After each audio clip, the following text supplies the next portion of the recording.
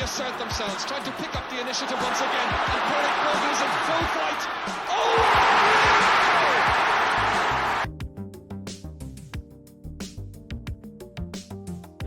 To launch a counter-attack. McHale from Boland'S, Stephenites. Inside for James Nallon. He started the move. Can he finish it here? He can.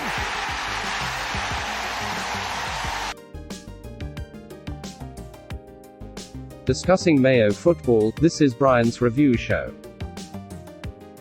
O'Shea, hoping to get his hands on the trophy later on. He's done well against Cian O'Sullivan. He lays it off here. Keegan! Goal! Lee Keegan!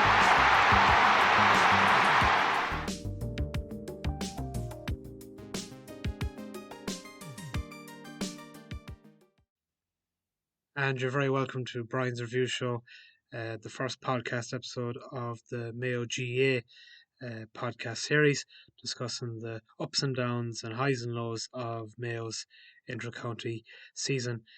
Just on this first episode of the podcast, we'll be talking about the match against Galway at the weekend in the Connacht Senior Football Championship quarter-final. We'll be talking about how the hurlers got on at the weekend as well as the different codes in Mayo football. And just going back to Mayo GAA again, of course, the weekend was highly anticipated for the Connacht Senior Football Championship quarter-final against Galway that took place at Hastings Insurance McHale Park, Castlebar on Sunday afternoon. And unfortunately, for a Mayo point of view, it was a hugely disappointing result. Mayo, of course, were knocked out of the Connacht Senior Football Championship by Galway, who won by a point, 114 to 16 point scoreline at McHale Park. A poor conversion rate in front of the posts didn't help Mayo's cause, while Galway showed a defensive solidarity that had been lacking in their league campaign. The home side responded well to Johnny Heaney'S goal in the 7th minute, a score that put the tribesmen 1-3 to a point ahead to go in level at half-time, 9 points to 1-6. Kenny O'Connor showed no lingering ill effects from his long injury layoff as he scored 3 frees in the first half, with Ryan O'Donoghue also chipping in with 3 points and 1 mark. And the other scores came from Diarmuid O'Connor, who started in place of the named Kevin McLaughlin, Owen McLaughlin and James Kerr.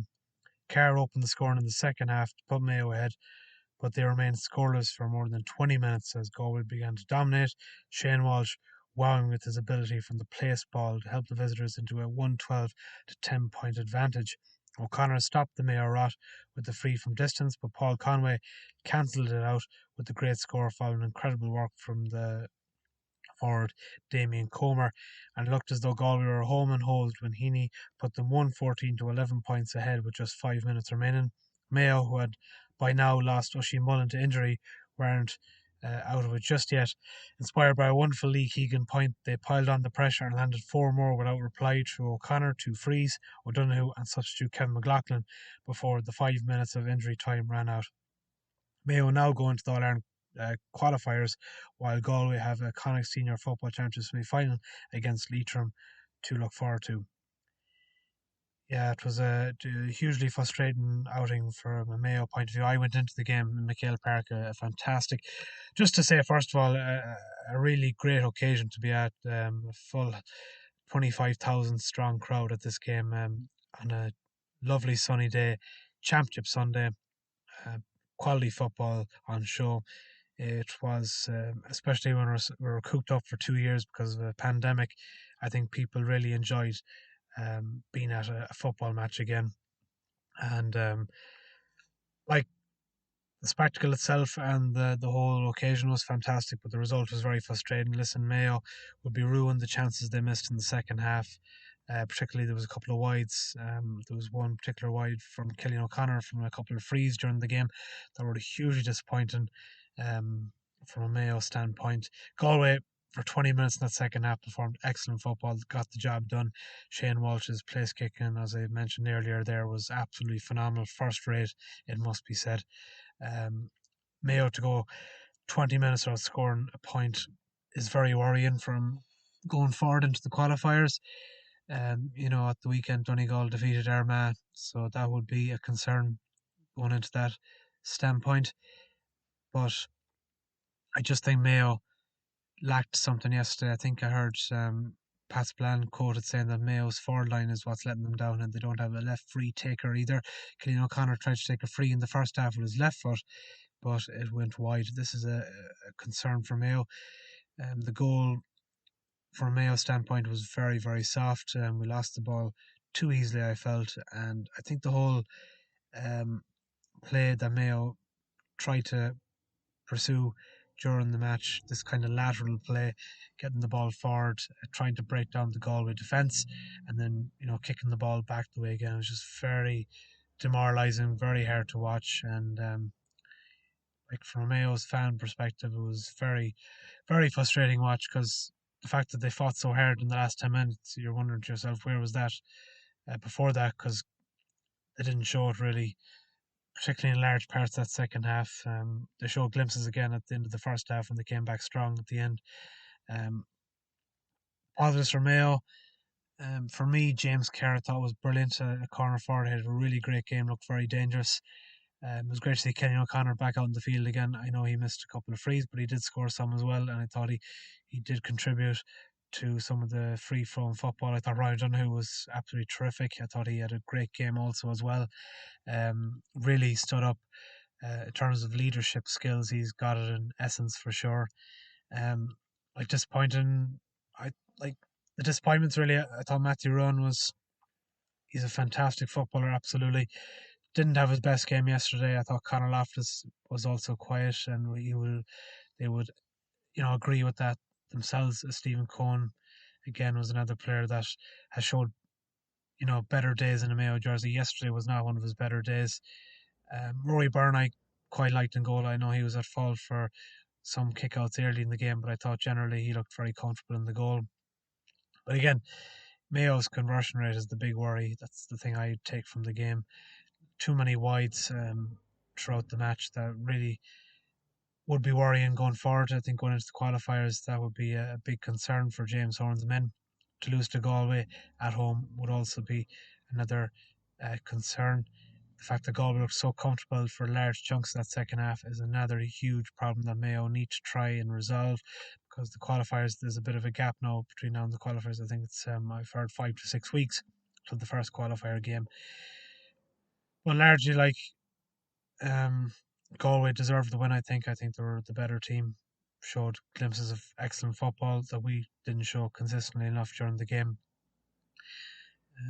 Lee Keegan had a lovely point. I was right down at the corner there, on not the stand side but the opposite side from the stand, and just got a lovely view of that curler of a kick that Lee Keegan hit outside the foot. Brilliant score. Kevin McLaughlin had a nice point at the end as well, and I think the subs, unfortunately for Mayo, were very late coming on. I think Jack Kearney, for one, for me, I would have probably started him in the game. I think he's such a classy footballer from Kilmina, and the likes of him, I think, deserve more minutes in the game. Aidan Orme came on as well. He's showed glimpses of being a phenomenal footballer in the league as well.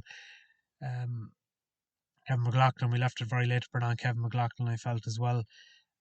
Even into Hessian, I know he came on. I think it was early second half he came on too. And this injury to Oisin Mullen is a great concern as well, because we don't know how long he's going to be out for. And it looked like it was his hamstring, which would mean he would be out for some time. But it's yes, it's worrying from a Mayo perspective, like to see them playing live there. I just felt they ran out of ideas as the game went on. They kind of went hell for leather in the last 5 to 10 minutes, which worked, but it was too little, too late. The subs in particular, I think, were like, that's the one criticism I would have of management, is like, how come the subs weren't brought on sooner? Like some quality players they could have brought off the bench there a lot sooner than they did. Jack Kearney didn't have enough time to get into the game because he showed a bit of impact when he came on. Kevin McLaughlin scored a point when he came on as well. The whole midfield, the half back line were very poor generally yesterday. I thought Owen McLaughlin had a very good game actually as well at the half back line. He was one of the positives I felt. But going forward, I think this team, they would worry a bit going forward after that display yesterday. The display against Kerry in the National League final also reminisces in a lot of Mayo fans' minds, and I'm sure the players and the coaches' minds as well, because that would have hurt for sure to lose a National League final the way Mayo did, and then to be beaten as well by their neighbours Galway is another worrying aspect from a Mayo point of view. But like, Galway will be delighted with the victory. Porrick Joyce will be delighted with the win over Mayo, and credit to Galway, they performed very well. Looking from a Galway perspective, watching them yesterday, I was very, very impressed by Damien Comer. I thought he had a terrific game, such a strong start in the first half from Galway. Shane Walsh grew into the game as well, showed a real display of place kicking. I thought also Johnny Heaney had a good game as well. Paul Connery in midfield. Paul Connery, for me, is one of the best midfielders around at the moment. He has been for years and years. I've always been a great fan of his. I love the way he plays football. There's an art to the way he plays. Some of the scores he does take on, and even just like his intelligence on the ball, his passing, it's a joy to watch, really. And you have to have nothing but praise for Paul Connery. Such a phenomenal footballer for Galway, and they will be full of confidence now going into the rest of the Connacht Championship. But for Mayo, we look into the backdoor route once again to try and prevail and finally reach the All-Ireland dream of winning Sam Maguire. And you're very welcome back to the programme. That was Neutron Dance from the Pointer Sisters. The Mayo hurlers were in action at the weekend as well. The Mayo senior, under 17 and under 15 teams all secured great victories on the fields of London, Leitrim and Bacon yesterday afternoon. First up, the seniors built on their victory away to Wicklow last week with the win over London and Ruislip, making it 2 from 3 in the Christy Ring Cup. A strong Mayo finish to the first half, capped by Shane Boland's well-taken goal, saw the visitors take a 1-16 to 6-point lead into the break. Conor Byrne pulled a goal back from the home side in the second half, but it was only when Donal Hannon drilled a free through a crowded goalmouth that London looked like ruffling Mayo's feathers.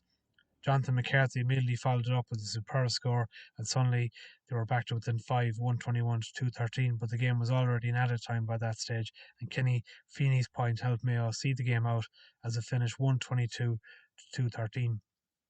Mayo, who suffered 4-11 to 110 defeat to London in Division 2B of the league in February, were able to call upon Keith Higgins and St Jude's duo Ger and Joe McManus this time round, but it was Loughrea club man Joe Mooney who would prove the star of the show for the visitors with an outstanding display.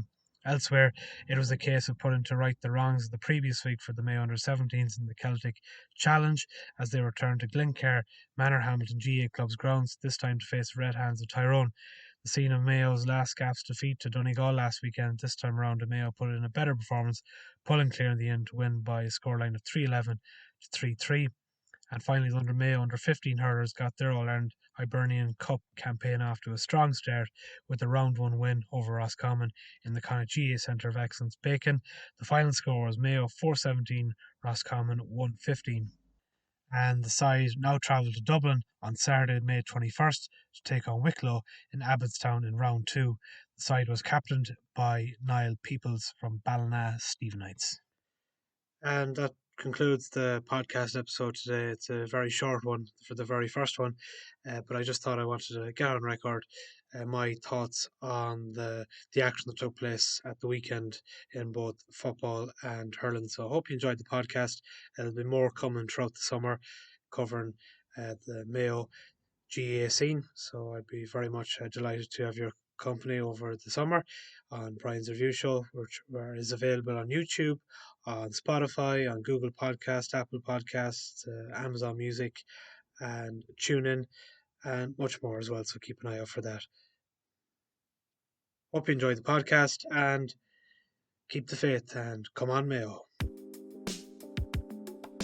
Mayo now trying to reassert themselves, trying to pick up the initiative once again, and Porrick Rugby is in full flight.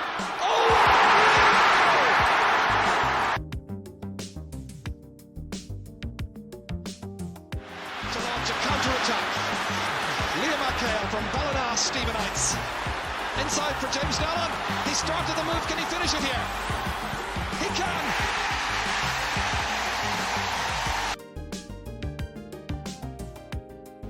Discussing Mayo football, this is Brian's Review Show.